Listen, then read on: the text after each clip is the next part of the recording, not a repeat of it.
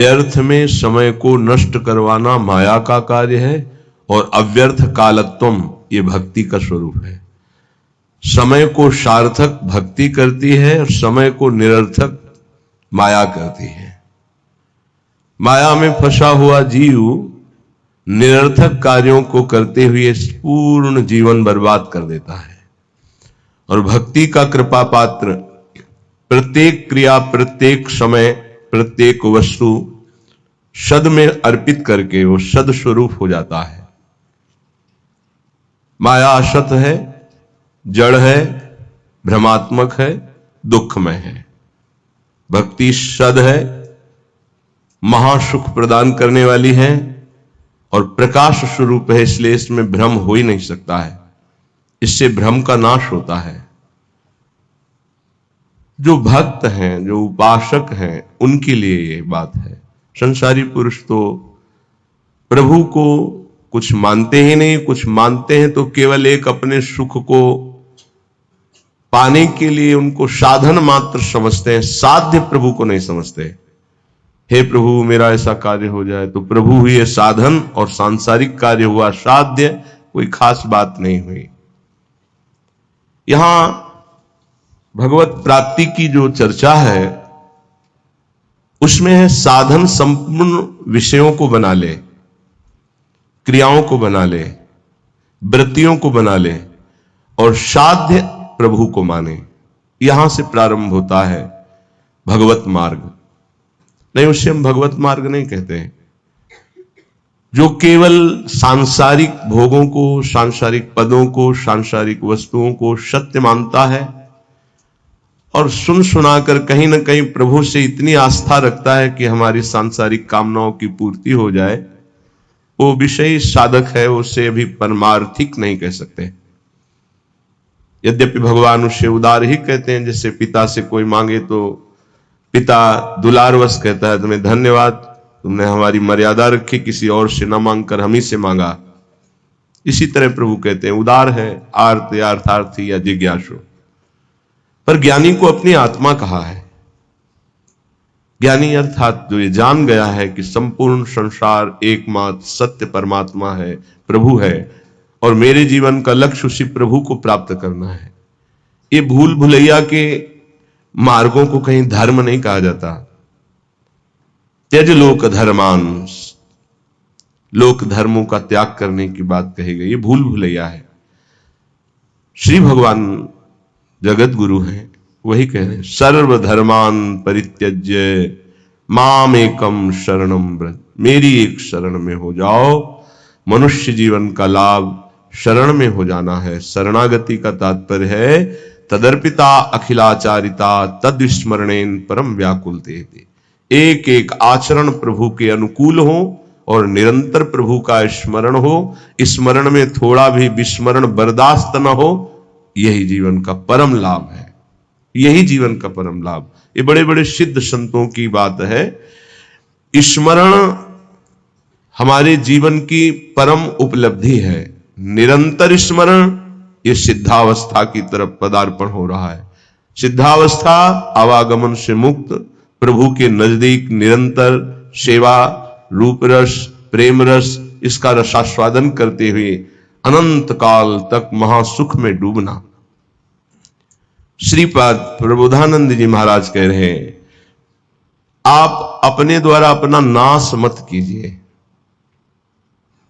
कोई किसी का नाश नहीं कर सकता, आप अपने द्वारा अपना नाश करते हैं। अगर कोई ये कहे कि किसी ने शाप दे दिया उसका नाश हो गया, तो उस शाप में उसका कर्म ही प्रधान है, ना कि किसी का शाप। उसका कर्म प्रधान है। कहीं भी शाप दिया गया हो तो हमें ये दिखाना कि वो निर्दोष है और उसको शाप दिया गया और शाप लागू होकर उसको नाश कर दिया। कहीं भी हमें बताना खोज के इतिहास में। मुनिन कह क्रोधो मुक्ति दातार, अगर संतों ने कभी किसी को दंड दिया है, शाप रूपी दंड, तो सीधे भगवत प्राप्ति हुई उसकी। जैसे नलकुबर मणिग्रीव परम पावन भागीरथी अलकनंदा में, आकाश गंगा में अपवित्र दशा में थे। परम पावन धाराजू में कभी निर्वस्त्र स्नान करने के लिए नहीं कहा गया है, निषेध है। वो निर्वस्त्र थे। दूसरी बात, देवपुत्र होकर भी मदिरा पान किए हुए थे। कुबेर जी के पुत्र हैं, धनाध्यक्ष कुबेर। धन मद इतना बढ़ा कि परम पावन गंगा जी में भी खड़े होकर मदिरा पान करके ऐसे लौकिक विलासता। तो जे भी देवर्षि नारद जी गए तो अप्सराओं ने तो वस्त्र धारण करके उन चरणों में प्रणाम करके लज्जापूर्ण स्थिति में खड़ी हो गई, लेकिन वो निर्लज्ज मदिरा पान किए हुए ऐसे, न कोई प्रणाम मुद्रा न कोई। तो उन्होंने कहा, तुम इतने बड़े महापुरुष के पुत्र होकर ऐसा आचरण करते हो, जाओ मैं तुम्हें शाप देता हूं, वृक्ष योनि को प्राप्त हो जाओ। बड़ा भयंकर शाप, तो बड़ा भयंकर। कहां कुबेर पुत्र और कहां जड़ वृक्ष योनि। पर कृपालु नारद जी ने कहा, वृक्ष तो बनोगे पर नंदालय के द्वार में वृक्ष बनोगे, और भगवान सर्वलोक महेश्वर जब अवतार लेंगे तब तुम अपने स्वरूप में आ जाओगे। क्या सौभाग्य मिला, ऐसे साधनहीन को योगी दुर्लभ वांछित वरदान मिल गया। प्रभु उस नारद जी की बात सत्य करने के लिए जब मैया ने उखली में बांधा तो उखली घसीटते हुए वहां पहुंचे और दोनों वृक्षों के बीच में फंसा के ऐसा झटका मारा, दोनों वृक्ष गिर पड़े और उनसे दिव्य पुरुष यही नलकूबर मणिगिरी प्रकट हुए और भगवान का दर्शन, भगवान के वचन, भगवान का स्पर्श प्राप्त किया। क्या यह शाप है? विचार करो। ये शाप नहीं, है तो वरदान से भी श्रेष्ठ है। अगर कोई हमें शाप भी देता है तो हमारे कर्म का मार्जन होता है, हमारा कोई नाश नहीं कर सकता, हमारे कर्म ही हमको दंड देते हैं। इसलिए कह रहे, ना हंता ममते वृथा कुरु सखे, देहालय स्त्रियादिके, छित्वा दुर्जर श्रृंखलम गुरुगिरा, ते मोह मात्रोदितम वृंदारण्यमुपेत्य शीघ्रमखिला, नंदैक साम्राज्य सत कंदम कंद फलादिवृत्तरनिशम, तन्नाथ लीलाम स्मर। ना हंता, हे भाई तुम्हें जो मानव देह मिली है इसका तुम नाश मत कर दो। ये नाश किया जाता है क्या? जो पराई माताओं बहनों की तरफ व्यभिचार वृत्ति, जो दूसरे की धन की तरफ अपहरण वृत्ति, भोगों को भोगने में सुख वृत्ति, देहाभिमान पुष्ट करने वाले पदों की लालसा, ये सब अपना एक तरह से पतन किया जाता है और इससे संसार में उन्नति मानी जाती है। उन्नति है इंद्रियों को शासन में रखना, मन को प्रभु में लगाना, यथालाभ संतोष स्थिति रखना, हर कर्तव्य को भगवान की सेवा समझना। हम अपने द्वारा अपना नाश ना करें। ना हंता, अपना नाश मत करो। कोई तुम्हारा बाल बांका नहीं कर सकता, तुम्हारा कर्म ही तुमको दंड देता है। किसी व्यक्ति की बुद्धि में बैठकर या कोई घटना रूप या तुम्हारे शरीर में रोग रूप या परिस्थिति रूप तुम्हारा कर्म ही तुम्हें दंड देता है। विश्वास कर लो, कोई दूसरा त्रिभुवन में नहीं है जो तुमको कष्ट दे सके। इसलिए जो तुम्हारा देह है, जो घर है, जो स्त्री पुत्र आदि हैं, वृथा में इनमें अहम और मम बुद्धि करके अपना नाश मत करो। बहुत से परिवार तुमने छोड़ दिए हैं। योग वाशिष्ठ में प्रसंग आता है चूड़ाला जी का, और भी बड़े महापुरुषों का आता है। वो सरस्वती की उपासना करती थी एक रानी। जब उसके पति युद्ध में मारे गए राजा तो बहुत विकल हुई, तो अपनी प्रिय सखी सरस्वती जी का स्मरण किया, आकाश स्थित हो गई और उसने कहा, मेरा सहयोग करो, मैं इस समय बहुत व्यथित हूं, मुझे ऐसा ज्ञान प्रदान करो जिससे मैं अपने पति के वियोग को सह सकूं। मुस्कुरा दिया सरस्वती जी ने और कहा, तुम मुझे अपनी सखी कहती हो, फिर दुखी हो रही हो। कितने तुमने परिवार छोड़े तुम्हें पता है? बोले नहीं, मुझे तो यही लग रहा है, मैं पहली बार जन्म लिया हूं, ये मेरा पति है, ऐसा। आओ। तो उनका सूक्ष्म शरीर उनके साथ हो गया, स्थूल वहीं गिर गया। कितने जगह ले गई, ये देखो पूर्व जन्म के तुम्हारे अमुक अमुक नाती पोता परिवार, ये देखो यहां तुम पिता थी, यहां तुम पुत्र थे, इस घर में तुम अमुक थी, याद आ रहा है तुम्हें? तो सरस्वती जी ज्ञान देती जा, हाँ हाँ हाँ। अब इनका कोई परिचय तुमसे है नहीं, ऐसे उस जीव का तुमसे कोई परिचय नहीं है, वो कुछ समय के लिए केवल तुम्हारा पति। बहुत बड़ी ज्ञानी सिद्ध महापुरुष हुई, योग वासिष्ठ में बड़ी विशुद्ध चर्चा ज्ञान की है। ज्ञान मोह का नाश करता है, उसका मोह नष्ट हो गया। ये जो हमें मिला हुआ परिवार है, केवल भगवत प्राप्ति के लिए मिला हुआ है। गृहस्थ धर्म और विरक्त धर्म अलग अलग मर्यादा है। पत्नी पुत्र परिवार आदि की सेवा रूपी परम धर्म करके नाम जप करते हुए भगवत प्राप्ति करनी है। शरीरों में मोह नहीं करना है, आंतरिक बैठे हुए प्रभु से अपनापन करना है।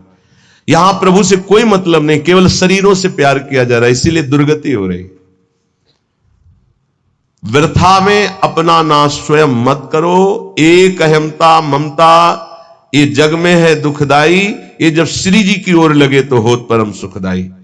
इसलिए तात मात सुतदार देह में मति अरुझे मतिमंदा। अय मतिमंद, तू अभी समझ नहीं पा रहा, तेरे समय को केवल नष्ट किया जा रहा है। ना तेरी कोई पत्नी, ना कोई पुत्र है, ना कोई तेरा कोई सगा संबंधी है। एक केवल माया का नाटक है। एक ही सच्चिदानंद विराजमान शरीरों में है, जिसे तू जान नहीं पा रहा, और शरीरों का अलग अलग अहमता ममता से संबंध करके पुनरपि जननम पुनरपि मरणम की व्यवस्था कर रहा है। हे भाई, यदि गुरुदेव के चरणों की आराधना करो और उनके वचनों को मान लो तो तुम्हारे मोह का नाश हो जाएगा। और जहां मोह नष्ट हुआ तो आप जो लिखा हुआ वही आपको अनुभव में आएगा। श्रीपाद कह रहे हैं, छित्वा दुर्जर श्रृंखलम, ये बहुत कठिन श्रृंखला है जिसको कोई काट पावे। जैसे कोई हथकड़ी और बेड़ियों से जकड़ा हो तो कदम नहीं मार सकता, ऐसे ही मोह की बेड़ियों से, अहमता की हथकड़ियों से ऐसा जकड़ा हुआ जीव है कि सत्संग सुन रहा है, समझ में भी कुछ कुछ आ रहा है, पर फिर वो इतना बंधन है कि वो निकल नहीं पा रहा। इसीलिए गोपी जनों से कहा कि जिन बेड़ियों को काट पाना बड़े बड़े योगियों के लिए कठिन है, तुम उन बेड़ियों को काट कर केवल हमसे प्रेम करती हो, मैं तुम्हारा ऋणी हूं। भगवान श्री कृष्ण चंद्र जी ने इसीलिए बड़े बड़े परमहंस गोपी चरण रज की वंदना करते हैं, क्योंकि कहीं कोई राग नहीं है, न पति से, न पुत्र से, न घर से, केवल श्री कृष्ण अनुराग, मुरारी पादार्पित चित्त वृत्ति।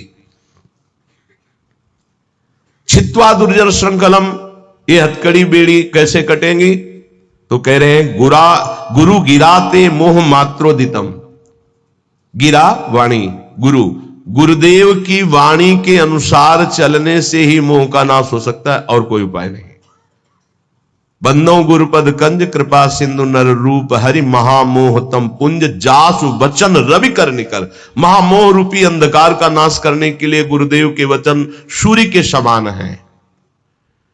मोह मात्रोदितम, केवल मोह मात्र में तुम फंसे हुए हो, और इस मोह का नाश गुरुदेव के अक्षरशः वचनों के अनुसार चलने पर होता है। इन दुर्जर बेड़ियों को काट करके भगवत प्राप्ति कर लो। ना हंता, तुम अपने नाश करने वाले मत बनो। अन्य योनियों में तुम कोई भी साधना नहीं कर सकते, कुछ भी अपना कल्याण नहीं कर सकते हो। हे भाई, यदि तुम्हें मृत्यु लोक में बहुत साम्राज्य सुख मिल जाए तो भी वो केवल एक स्वप्न है।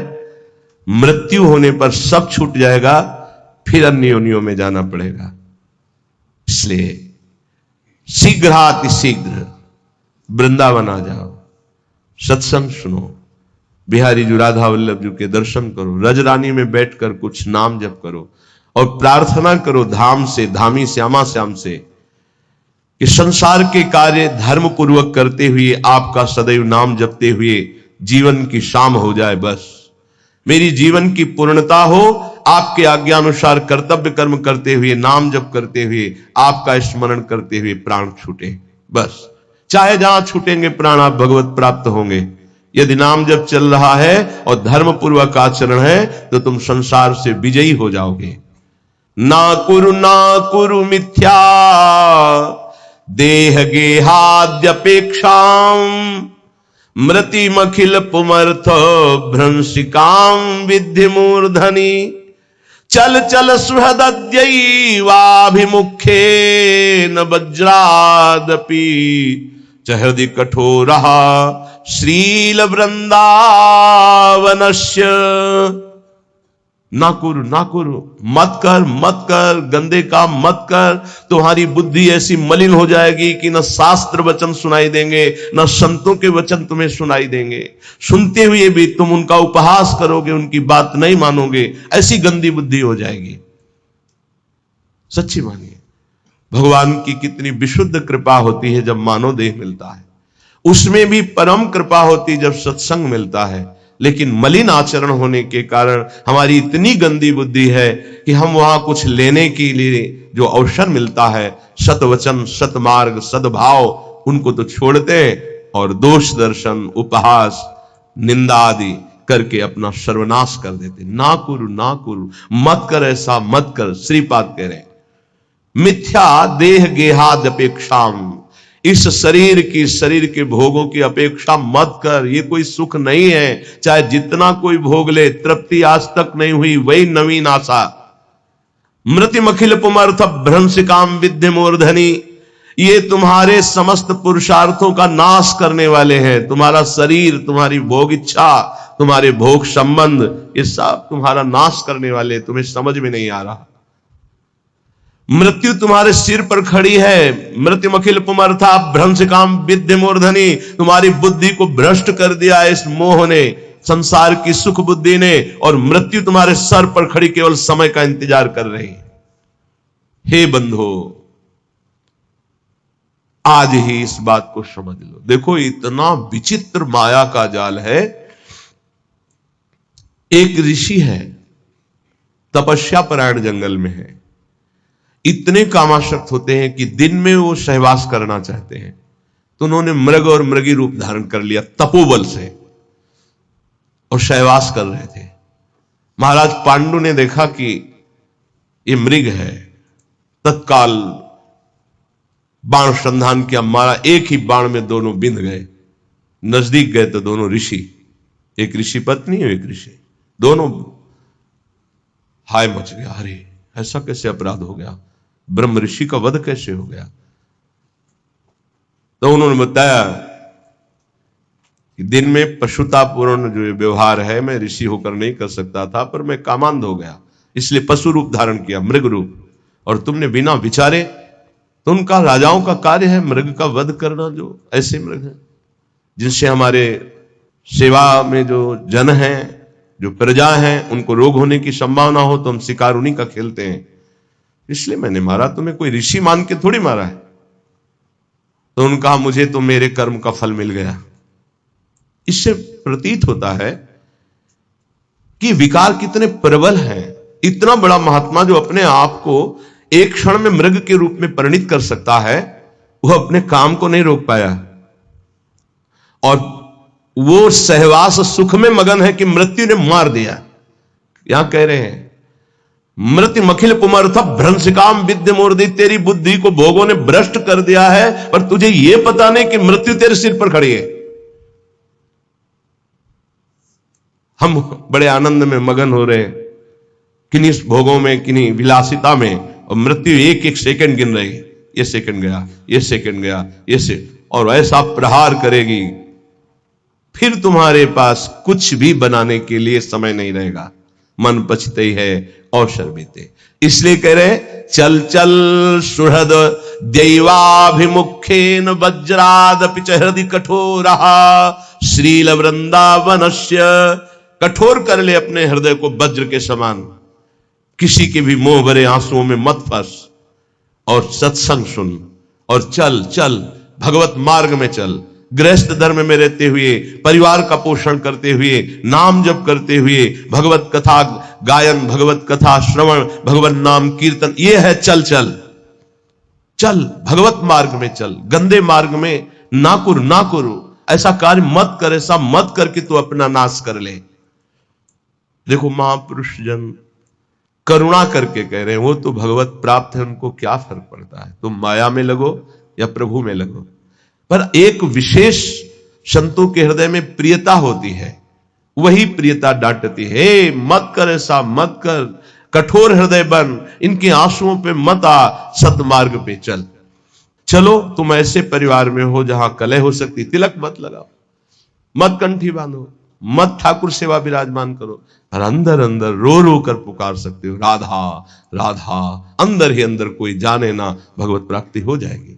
बात मान लो, भगवत प्राप्ति के लिए हम अपने जीवन को अन्य कोई आश्रय, अन्य कोई संबंधों में नहीं खोने वाले। भगवत प्राप्ति के लिए हमारा जीवन है। अब हम भगवत प्राप्ति करके रहेंगे। अगर हमारे ऊपर ऐसा शासन है कि हम बाहरी भागवतिक रूप नहीं धारण कर सकते तो ना धारण करो, झगड़ा कलह नहीं करना। पर राधा राधा करने में कौन जान पाएगा?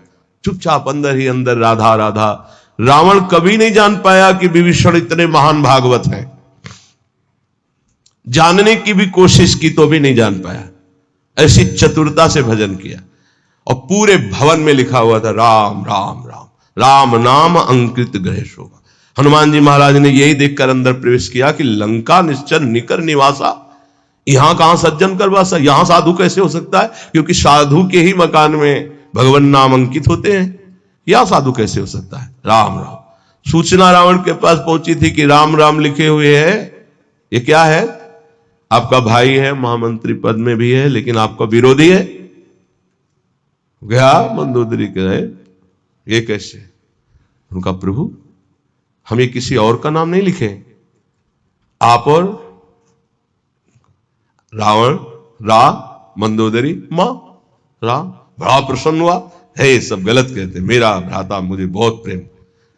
भक्त कभी झगड़ा नहीं करता है। लात मारा तो भी झगड़ा किया क्या? तुम पितु सरिस भले ही मुहि मारा, राम भजे हित ना। अब खुल के बात होने लगी। पहले आग को बढ़ाओ, अंदर भक्ति की आग को, और जब इस कोट की आग, फिर सब भस्म हो जाएगा, कोई तुम्हें छू नहीं सकेगा। 5 वर्ष के प्रहलाद जी का त्रिभुवनपति महाबलशाली हिरण्यकश्यप तनिक भी बाल बांका नहीं कर पाए। वही भगवान हमारे भी है, प्रहलाद जी के केवल नहीं, हमारे भी हरि है। इसलिए अपने भाव को छुपाकर पहले चिंगारी को ज्यादा प्रकाशित करोगे तो एक बूंद पानी में बुझ जाएगी, लेकिन जब ज्वाला हो जाएगी, हाँ, तो एक आग होती है जो समुद्र में भी पैदा हो जाती है, बड़वानल। आप देखो, हमने देखा है कि जल से भी आग निकल रही है, ऐसे वो जैसे ज्वालामुखी ना, तो जल से भी हमने देखा कि ऐसे लाल एकदम आग की लपटें निकल रही हैं। बड़ा विचित्र भगवान का खेल। जल भी नहीं बुझा सकते, जल में ही तो बड़वानल पैदा होता है, समुद्र में ही। ऐसे ही तुम्हारे हृदय में जब भक्ति का बड़वानल आ जाएगा तो पूरा संसार खिलाफ हो जाए तो भी कुछ नहीं बिगड़ने वाला। इसलिए अपनी भक्ति को जो चिंगारी हुई है उसे छुपाओ और बढ़ने दो, उसे बढ़ने दो। बाहरी कुछ ऐसा मत करो, यदि विरोध हो रहा है अंदर ही अंदर इतना बढ़ा लो कि फिर ताल ठोक के मैदान पे आ जाओ। काम, क्रोध, लोभ, मोह, मद कोई भी परास्त नहीं कर सकता। फिर हरि हर समय तुम्हारे नेत्रों में बसे रहेंगे। पर हमें जीवन खोना नहीं है। श्रीपाद कह रहे हैं, हृदय कठोर, कठोर हृदय बना लो। तुम्हें कोई गाली दे, अपमान करे, तिरस्कार करे, बिल्कुल अंदर हलचल मत पैदा होने दो। राधा राधा राधा राधा, निकल जाओगे। अद्यैव मूर्ख चल सर्वमिदं विहाय, वृंदावनाय सकलार्थ सुरद्रुमाय, श्री राधिका सुरतनाथ विशुद्ध भाव, शत्राय मैव कुरुकृत्य समाप्त्यपेक्षा। भाई, ये सब तुम्हें अंत में छोड़ देंगे, तुम सबको छोड़ दोगे। ये बार बार इसीलिए समझा रहे हैं, यही फंसे हैं। यही वो गांठ है जिससे हम निकल नहीं पा रहे। श्रुत बनिता जान स्वारथ रत, ना करुणे सभी ते, अंत ही तो ही तजेंगे पामर, तू न तजे अब ही ते। मन पछतई है अवसर बीते, आज तो राधा राधा बोलने लायक हो, ऐसे ऐसे रोग हैं, ऐसी समस्याएं हैं, ऐसी प्रतिकूलता है कि बोलने का अवसर नहीं मिलेगा। ध्यान रखना, पछताना ही हाथ लगेगा। आज शरीर स्वस्थ है, बुद्धि काम कर रही, भगवान की कृपा से वृंदावन में बैठ के सत्संग सुन रहे हो, जैसे बने वैसे मनोरंजन को मारो। मनोरंजन से ही बड़े भयानक भयानक पाप हो रहे हैं। केवल मनोरंजन, मनोरंजन से हिंसा हो रही, मनोरंजन से व्यभिचार हो रहा है, मनोरंजन से ही बड़े बड़े महापाप हो रहे हैं। मारो इस मन की वृत्ति को जो पापात्मक भाव में हमें लगाए हुए, जो हमें पापात्मा बना रही है, जो हमें भगवत प्राप्ति से विमुख मार्ग में आगे बढ़ाते चली जा रही है। श्रीपाद कह रहे, अद्यैव मूर्ख चल सर्वमिदं विहाय। इसी क्षण से, अय मूर्ख, जिधर तू जा रहा है बहुत ही खतरनाक मार्ग है, भोगना पड़ेगा। ऐसी ऐसी परिस्थितियां जीवों की जब देखते हैं ना, तो कितना कष्ट पार है जीव, कितना कष्ट पार है। आप लोग प्रमाद में हैं इसलिए आपको नहीं, यहां किसी भी कष्ट को देखा जाता है तो तत्काल उसमें तन्मयता की जाती है, तो पूरा कष्ट अनुभव होता है। अरे कितना भयानक पीड़ा इस जीव को हो रही है, कोई उपाय नहीं, केवल मृत्यु ही मृत्यु।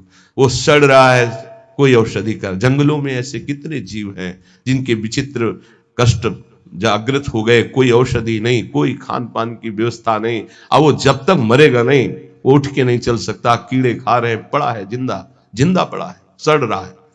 कौन है ये? हम ही हैं। हमारे कर्म बिगड़ गए तो ऐसे जीव बन गए, ऐसे ऐसे भोगे।